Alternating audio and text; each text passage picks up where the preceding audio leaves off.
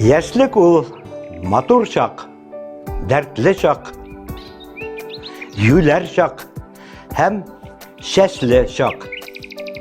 Ә минем яшькә еткәндә инде аңынагансыздыр. Тән картайса да, күңел һәр вакытта да яшь калырга тиеш.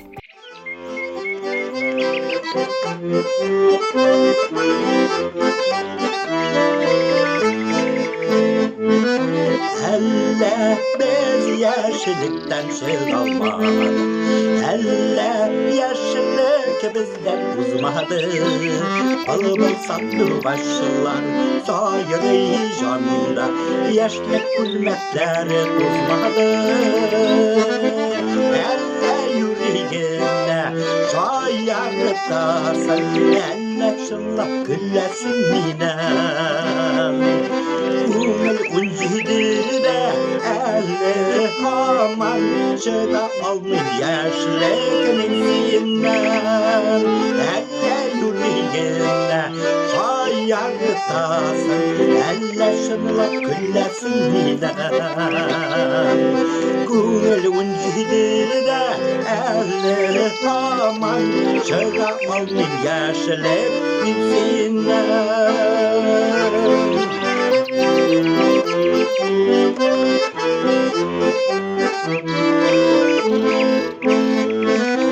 Biz atlagan gümür yollarında yazgı güller şeşek atalar. Yaşlıktaki jırışı sanduğu aşılar, sayrı sayrı kanat kanalar. Elle yüreğine şayartasın, elle şınlap güllesin minnem. Күңел унҗидедә әле һаман чыга алмыйм яшьлек мин